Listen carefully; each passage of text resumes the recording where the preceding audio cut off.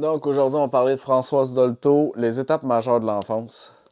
Étape majeure de l'enfance, en fait, qui est Françoise Dolto pour ceux qui ne le savent pas? Françoise Dolto, c'est une psychanalyste française qui s'est spécialisée vraiment sur l'enfant. Elle a fondé, je pense en France, ils appellent ça la Maison Bleue. Ici au Québec, on a l'école buissonnière qui a été créée par une de ses élèves que j'ai eue comme professeur à l'université, qui est Irène Bleton. Bre- ouais, je me souviens plus du nom de famille, je suis plus certain. Euh, dans le fond, la Maison Bleue, c'est là où des parents vont. C'est comme une garderie, si on veut, mais les parents restent. Puis, il y a des psychanalystes, des psychologues qui sont là, puis ils vont comme, tu sais, évaluer, parler, observer. Bref, c'est quelque chose de vraiment intéressant comme façon de faire. Et Françoise Dolto est vraiment très, très pertinente lorsqu'on a des enfants pour la lecture de ses ouvrages. C'est toujours très accessible. C'est pas du tout le premier que j'ai lu. Je sais pas, je suis rendu à combien, bien honnêtement. Puis j'ai toujours apprécié chacun de ses livres. Il y a évidemment des aspects qui sont plutôt vieux, qui ont mal vieilli, notamment tout ce qui est courant psychanalytique, sexuel, etc. Des fois, ça vole pas. C'est un peu trop, là. Mais elle est quand même, elle est pas freudienne à mort, là. Mais bref, il y a des trucs mal vieillis, mais il y a des trucs très bien. Elle a notamment parlé beaucoup du ce qu'on appelle, ce qu'elle appelle le parler vrai. Donc, ce qui est tout simplement de nommer les choses aux enfants, de ne pas cacher la vérité, de nommer, puis même si l'enfant ne semble pas comprendre malgré son jeune âge, souvent il comprend. Puis ça, je pense qu'il y a beaucoup de parents qui s'en rendent compte. Moi, je m'en rends compte. Tu as l'impression qu'il n'a pas compris, mais il a compris, dans le fond. Donc, c'est un livre folio essai. Gallimard, on est sur 380 pages, comme ça. Donc, quand même, faut être attelé. Pareil pour lire 380 pages de Françoise Dolto comme ça. Il y en a des beaucoup plus faciles. Dialogue québécois, elle en a fait un sur c'est le complexe du homard ou Parole pour les adolescents. Elle en a fait un pour l'enfance aussi. Bref, elle a écrit, elle est très prolifique comme auteur.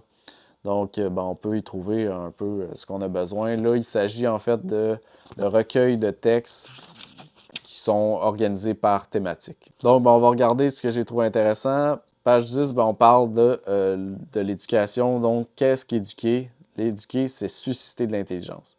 Donc, c'est susciter les forces créatives d'un enfant tout en lui donnant ses propres limites pour qu'il se sente libre de penser, de sentir, de juger autrement que nous-mêmes, tout en nous aimant. C'est ça, éduquer. Page 19, c'est un chapitre, si on veut, qui porte sur l'insécurité des parents dans l'éducation. Ce qu'elle dit, c'est qu'on ne peut résoudre l'insécurité des parents. D'un côté, ils ont tendance à dramatiser. De l'autre, ils souhaiteraient qu'on réponde immédiatement à leurs questions par une recette. Donc, qu'est-ce que je dois faire? Ça, c'est quelque chose qui revient souvent. Tu sais, l'insécurité parentale, puis les recettes, j'en ai déjà parlé plus souvent. Les gens veulent des recettes parce que c'est rapide, parce que ça répond à une angoisse, tout simplement. Puis, en termes d'éducation, il n'y a pas de recette, tout simplement. Page 21, le parler vrai. Donc, ça, c'est un bon exemple du parler vrai. Donc, si l'enfant déclare, par exemple, elle a dit, si l'enfant déclare, moi, je ne t'aime pas, lorsqu'on lui dit je t'aime, parce que des fois, il peut être, il a envie de tester les limites. Donc, on répond, cela n'a aucune importance, tu n'es pas né pour m'aimer.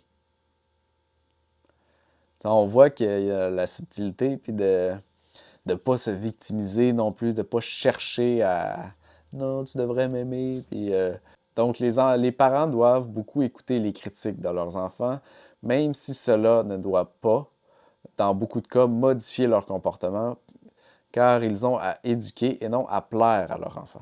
Tu sais, dans le parler vrai, par exemple, un exemple très fort, là, un enfant qui a perdu un de ses parents, on va dire qu'il y a 2 ans, là, puis qui ne comprend pas, ou même moins, qui ne comprend pas nécessairement, mais que un de ses parents est décédé, ben, il y a des parents qui font le choix de dire ah, parti en voyage, parti en vacances, tu sais, les petits mensonges, genre pas trop nice.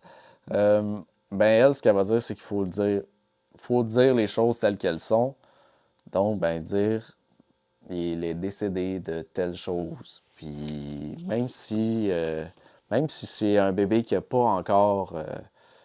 Même s'il n'est pas encore capable de parler, qu'on se dit qu'il ne comprend pas, ben, faut parler comme un adulte un peu. J'aime beaucoup le parler vrai, c'est quelque chose qui est vraiment intéressant. Puis, tu sais, quand tu brasses des choses, ben, tu dis que tu brasses.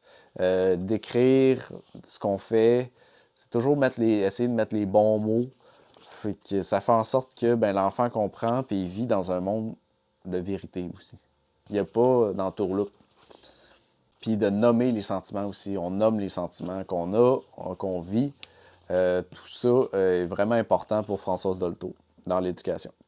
Puis dans le parler vrai, ben, par exemple, page 75, on l'a. Quand un enfant souffre ou qu'il est heureux, il faut plutôt mettre des mots sur ce qu'il ressent et ainsi humaniser ses sentiments. Donc s'il est heureux, on dit tu es content. Bref, pour qu'il l'associe et qu'il comprenne. Puis si on est triste, ben, il faut le dire qu'on est triste. Puis pourquoi on est triste. Même si on pense que l'enfant ne comprend pas. Si c'est parce qu'il est arrivé telle chose au travail. C'est important de les nommer et non d'essayer de cacher les sentiments. Tu sais, il y a des parents qui vont essayer de se cacher un peu pour camoufler d'une certaine façon leur tristesse.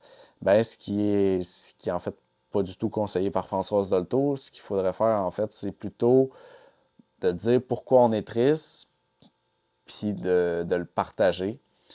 Puis, bien évidemment aussi, il faut prendre action. Il ne faut pas arriver triste tous les jours. Il faut prendre action pour régler aussi ce problème-là. Parce que parler vrai, c'est parfait, mais s'il y a des problématiques, il faut les régler. Donc, est-ce important, on est dans une format question-réponse qui parle encore du parler vrai. Est-ce important d'expliquer à un très jeune enfant ce qui lui arrive, les décisions qu'on prend à son sujet, même s'il ne comprend pas la moitié de ce qu'on lui dit? Donc, c'est une maman là, qui lui pose la question. Et là, elle va l'expliquer. Donc, c'est indispensable, vraiment indispensable d'expliquer à un jeune enfant ce qui lui arrive et ce qu'on prend comme décision qui le concerne. Donc, on n'a pas à parler à les enfants des soucis de soi ou des problèmes qu'on a eu à prendre la décision, mais on va lui parler de la décision qui a été prise. Donc, on dira, mais il ne comprend pas la moitié de tout ce qu'on lui dit, mais en fait, il comprend tout.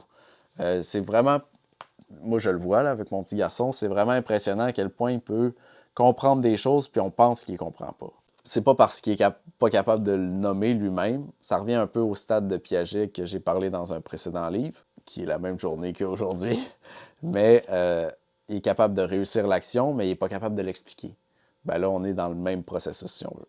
Page 95, on va parler de la nourriture puis du sommeil. Donc, pour le sommeil, elle, ce qu'elle propose, Françoise Dolto, c'est de permettre d'aménager un endroit que l'enfant puisse se coucher seul quand il éprouve le besoin. Donc, la solution consiste à poser un matelas à même le sol ou à installer un lit facile d'accès.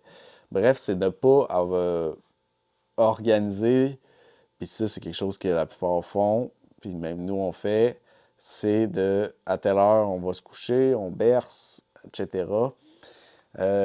D'installer parce que ça fait du bien hein, pour les parents, évidemment, après. Mais le problème, ben, c'est que ça lui est imposé d'une certaine façon, le rituel du sommeil. Alors que dans cette souplesse-là qu'elle nous parle, bien évidemment, ça prend un enfant quand même un peu plus vieux, mais ça permet à l'enfant de gérer son sommeil, ses besoins de sommeil. Page 359, la mort des animaux domestiques. Ça, je trouve que c'est un sujet vraiment important auquel tous les enfants sont confrontés d'une certaine façon. Puis la mort, selon moi, c'est vraiment un thème vraiment important que la plupart des humains vivent dans le déni par rapport à ça. Donc, je ne pouvais pas m'empêcher d'en parler. Pour elle, il est essentiel pour les parents de ne pas le présenter, cette mort, comme une chose qui fait mal. Ce qui est à peu près toujours la façon dont les parents présentent ça. Mais de le présenter tout simplement comme un fait. Holy shit! La mort est un fait naturel. Holy shit! Moi qui pensais que c'était une maladie. Bref, c'est ça. C'est ce que j'avais à dire là-dessus. On va s'arrêter là. Fait que Françoise Dolto, Les étapes majeures de l'enfance. Très bon livre, très bien organisé. Ça se lit très bien. Pas besoin d'avoir de connaissances psychologiques particulières. Par contre, ben, c'est quand même 400 pages environ. Donc, il faut être un lecteur un peu plus assidu. Donc, bonne lecture.